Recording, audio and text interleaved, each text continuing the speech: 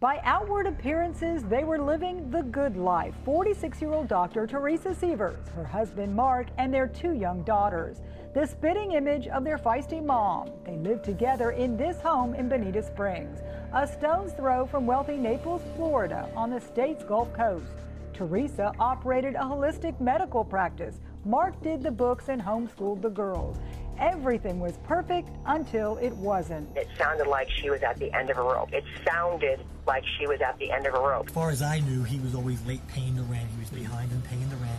When I came into the life, that's when you see a lot of shifts. You can kind of put that together. The Sievers' carefully crafted image was about to explode. In the early morning hours of June 29, 2015, Mark asked a family friend to check on Teresa. Tell me exactly what happened. My friend, Teresa Sievers, she's a doctor. Her husband is in Connecticut, and she was supposed to go to work at 9 o'clock. She called me, and I was on my way into work, so I swung by. He was not prepared for what he saw. She's dead on the floor, and there's a hammer at the side, and she's bashed in the back of the head. The vibrant doctor, beloved by many, was beaten to death in her own home. Her autopsy revealed 17 hits to the head with a hammer.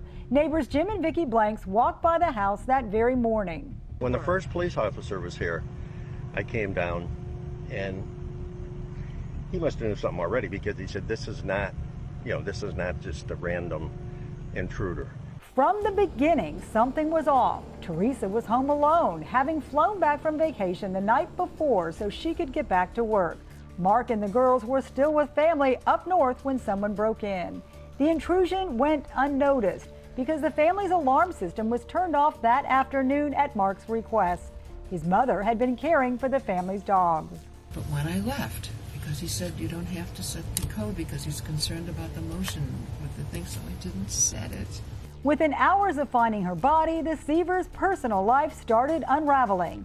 Text messages, cell phone records, and photos showed Mark and Teresa had a far from perfect union, engaging in multiple affairs with women and men both inside and outside of their marriage.